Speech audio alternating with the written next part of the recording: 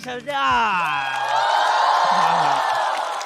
我这几年呢，养成了一个不良爱好，喝酒。对，当然我不是因为喝酒才这样的，好吧？我小脑健全的好吗？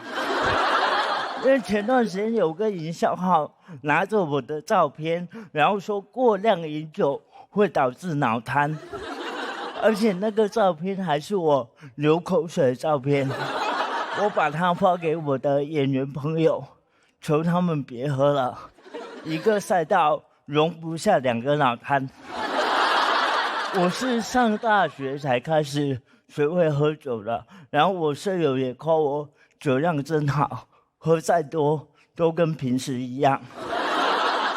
开什么玩笑？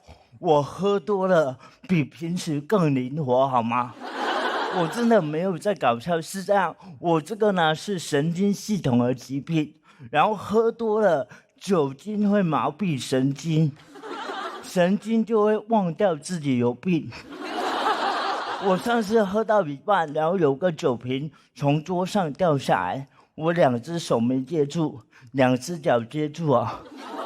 只有神经病才知道里面的门道有多深。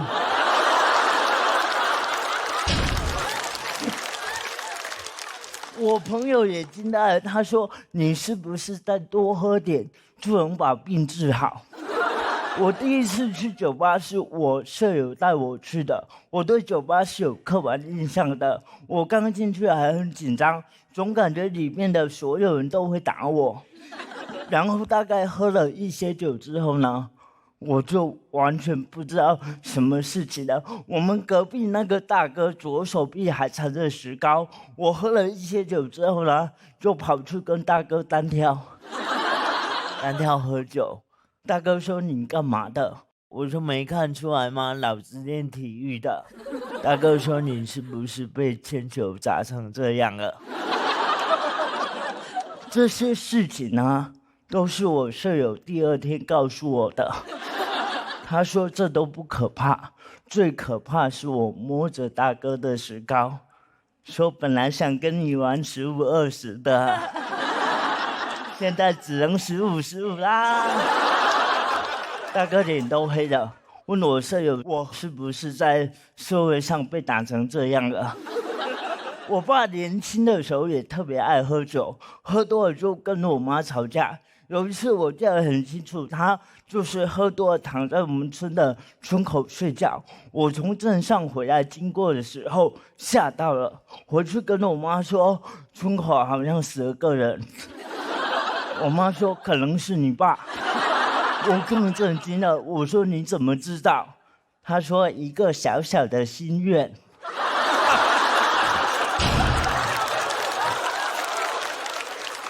我说妈，别这样说，也太不吉利了。他说我是真的担心你爸喝酒会伤身体，而且我给他买了很多保险，受益人都写的是你的名字。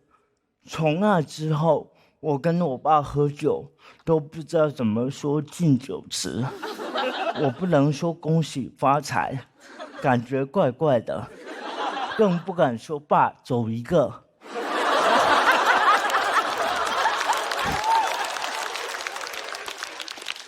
现在我妈看到我有时候喝多也很后悔，她说早知道写自己的名字啊，老杨看起来能活得比你长。我那天看到一则资料说李白很多诗啊都是在喝酒的时候写的，我就觉得他好会控制那个量啊，就喝酒了还能这么有逻辑。我在想他如果喝嗨了会怎么写？仰天大笑出门去，如何呢？又能整。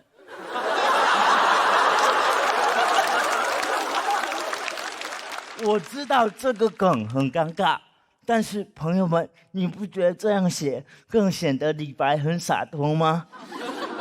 我今年年前的时候有个体检，医生说我身体有个酒精代谢酶比别人还要好，说简单来说就是我很能喝。医生说你身体很好哦，外面看不出来而已。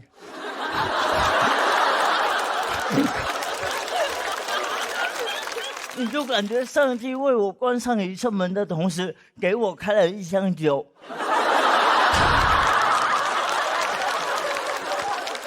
然后说喝吧，喝多了就能走直线。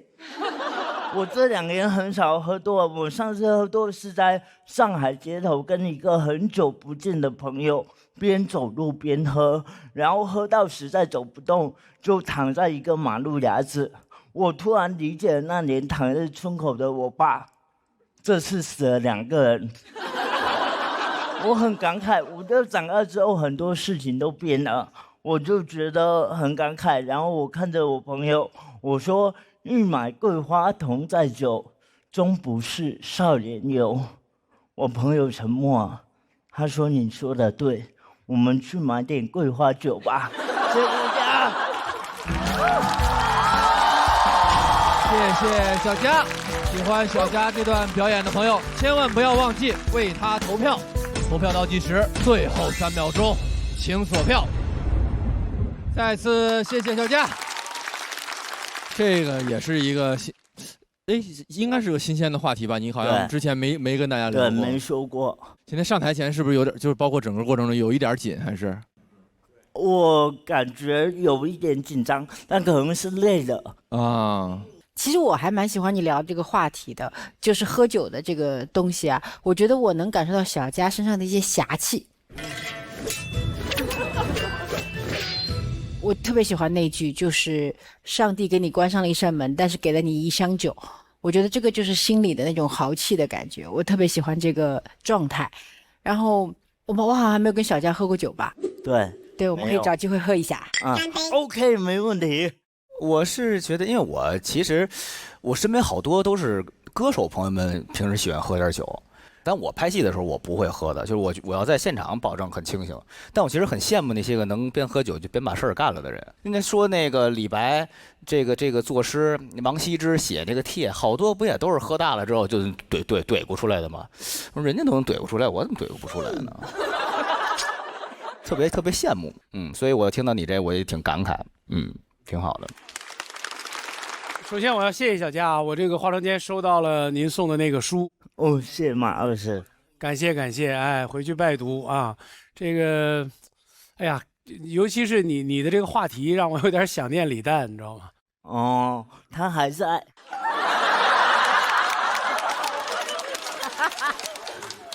哎呦，谢谢你带来这么好的消息。对，因为我上次见到他，他也是躺在村口，所以我不确定。然后那个，你要是约杨天真喝酒，也可以叫上我一个啊。好，没问题。马老师，我讲脱口秀之前去参加了奇葩说的那个千人捞，然后就是没捞上来。对。然后就是在那里接到了当时的公司训练营的那个 offer， 对，然后我就决定说，那奇葩说没选上，我就讲脱口秀，然后就讲，对，世界给你关上了一扇门，就开了另外一箱更好的酒，大概是。但是我觉得就回到作品，我觉得小佳的作品就特别好，就是他整个文本是特别严谨的，逻辑层层的，都特别合适，然后又适合他自己。你其他任何人，你未必能说得出他那个节奏，棒。我也想谢谢小佳，因为我也有收到你的书。我觉得小佳是一个很有才华的人，然后他看起来有一点小恶魔的感觉，然后我很喜欢他一开场上来就跟大家说，我现在这样跟喝酒真的没关系。我觉得整个现场就被他热烈了起来，然后我们也真的就是放开，然后很开心的进入他的世界。那如果你现在紧张的话，等一下我们说不定可以喝一杯，就可以放松一下了。谢谢。是的，那恭喜小佳拿到了气氛组的4票，请小佳先回去暂时休息。那接下来要上场的这位演员，哎呀，上一赛段也是挺不容易的，因为上一赛段他刚刚跟蒙恩完成了一场精彩的老友对决，这次又要跟小佳 PK 上了，掌声有请英宁。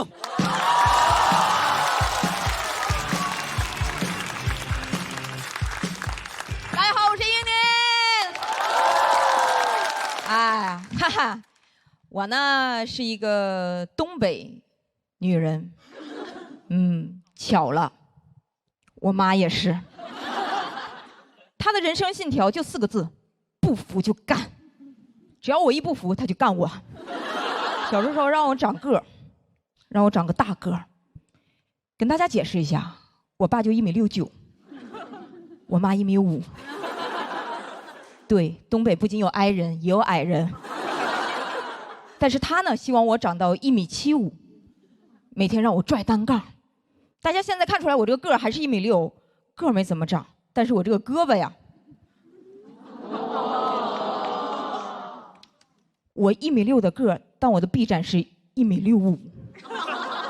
小时候做课间操，老师说大臂向前看，结果啪就插人嘎叽窝里了。老师说死平就啪扇出去2个嘴巴子，伸手就打笑脸人。不瞒大家，我这个胳膊伸手就是2.1米，也没什么用。唯一的用处就是走在路上看到那种突然想空气投篮的那种男生，先上去给他一个盖帽。有时候真的想想啊，这个故事真的挺讽刺的，因为大家想想，胳膊是什么位置？胳膊是人体骨骼当中唯一跟身高没有关系的部位。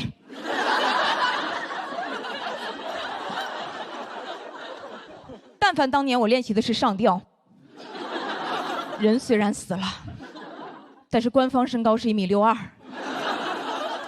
我妈这个人，她不仅不服生物学，非生物的也不服。我记得我刚毕业那年就不想再管家里要钱了，但是北漂嘛，你租房子图便宜，哼。大家租过凶宅吗？没有想到吧，这里还有死亡话题。当时那个中介还跟我说呢，说女士，您现在站在窗户边的这个位置，就是上一个住户跳下去的位置。我当时把我吓死了，我说难怪便宜呢啊，遇上了跳楼价了。我妈一听什么凶宅，根本不服，说妈觉得这个房子它应该不是一个凶宅，因为那个人站在这儿的时候还是活着的。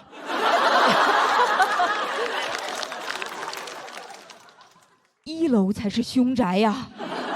哇，我当时满脑子里只有4个字，好有道理。我说妈，你冷静一下。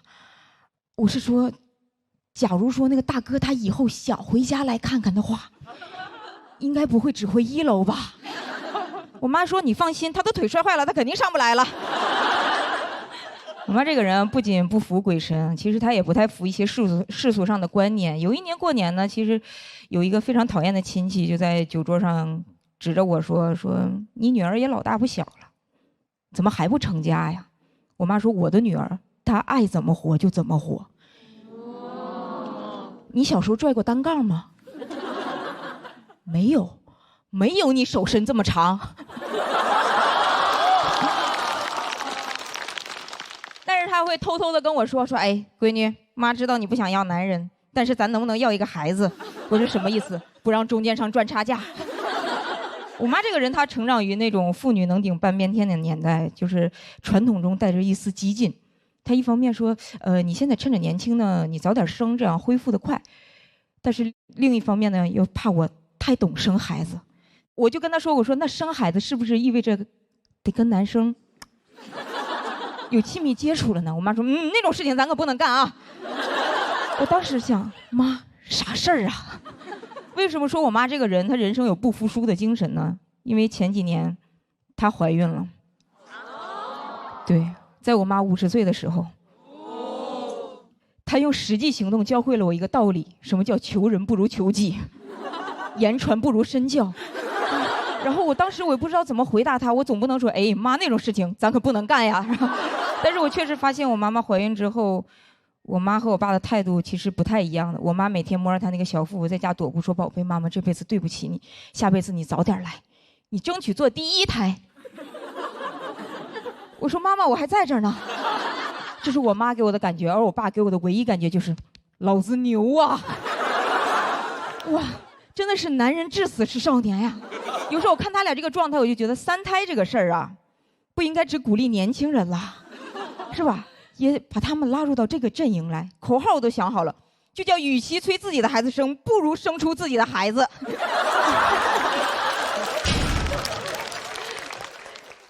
但我妈催生她也不是为了一些世俗上的观念，她就是怕我现在不生老了吃苦，又怕我现在生现在就吃苦。因为她跟我说其实女人生孩子真的特别容易遭很多的罪，尤其容易得产后抑郁。她就说她当年就得过，她说我们那个时候哪知道这是病啊，都以为刚生的孩子太丑了，丑得让人想死。她说我当时抱了你第一下都不是说这像谁呀，而是说这像话吗？我还关心她，我说那你难受吗？我妈说咋不难受？当时周围的阿姨天天就想跳楼。我说那你呢？她说我还行，我就是想把你扔下楼。我说妈，你是不是那个时候就想过1楼才是凶宅？我妈确实就这么一路不服，一路硬扛，走到了今天。她前年退休了，现在呢，每天在家健身，已经拥有了4块腹肌，然后现在每天在学英语，准备在备考雅思。就像所有突然失业的年轻人一样。但是他这种精神也一直鼓励着我，就像比赛之前他跟我说，比赛那玩意儿咱就干呗，管他输赢的，听妈的，咱谁也不服。你就记住一句话，妈妈永远爱你。谢谢大家，我是英宁。谢谢英宁的表演。投票倒计时，3、2、1，请锁票。掌声再给英宁。其实我觉得那个题材还是很好的，跟母亲之间互相托举的故事，但我觉得稍微讲的节奏有点乱，就是我感觉好像上来那个气就有点赶。明白。确实，这样一个话题有时候也蛮难处理的。其实它中间讲了很多的小的故事，有时候是关于自己的，有的时候又是关于母亲的这个困境，然后几个故事之间，就是有的时候这个衔接还是蛮考验演员的处理的。但是我很感动，就是我很喜欢这种母女的议题，因为其实也是一个蛮大的一个话题去碰触的，还包括了产后抑郁啊等等的。但是我觉得他都是用很柔和的方式去把它阐述出来。但是其实中间有一个点，就是妈妈在亲戚面前替你撑腰，这个我听了觉得很感动。有时候如果跟妈妈可以当最好的朋友，然后她支持你做你想做的事，然后你也支持她做自己，我觉得这个是很可贵的情感。所以其实我还想要听你多说一些。谢谢佩岑老师。因为我不懂脱口秀，要是我要从头学着写，我也可能也会写自己亲身经历的故事，但是我会去想说，我的故事虚实之间的那个比例到底应该怎么样，有多少是超越我的真实生活，但情感是真实的，有多少又要还原到我自己的真实生活里面来，但又不照搬，这是他最难的那个地方。我觉得可能就谁能处理好这个，谁就是真的棒吧。谢谢。我得澄清一下，最后没有那个孩子没有选择来我们家，就是有点情深缘浅的对。其实英宁今天表演的是，我想稍微聊一点，就是她妈妈真的是一个非常非常勇猛、非常强悍的东北女性。就是这一次英宁写稿，我们从来没有见到过任何一个妈妈下场的，就是她妈妈说：“我来写写试试。”给大家看一下，英宁她妈妈还自己亲自手写给女儿说：“我试试帮你写稿。”英宁今天上场前，她跟我聊，她说这几乎是她人生压力最大的一天，因为这篇是讲她妈妈的，她特别想把这篇讲好。有一点遗憾吧，人生就是这样，就是不可能很完美的，有的时候，对。但就是一直在成长了。这个过程有时候比结果反而更重要。对，我现在好像更理解英宁一些，可能是因为这个题材对她来说太重要了，有一种近乡情更切的东西，又太真了。关心则乱嘛。因为我看过他上一场表演，因为我非常坚信他是一个好演员，我还希望能够在这个舞台上继续看到你有更多新的东西。好，谢谢郭老师，谢谢大林的坦诚，我们也把小佳请回舞台中央，看看这组对决，观众朋友们最终会给出怎样的选择？最后结果请看大屏幕。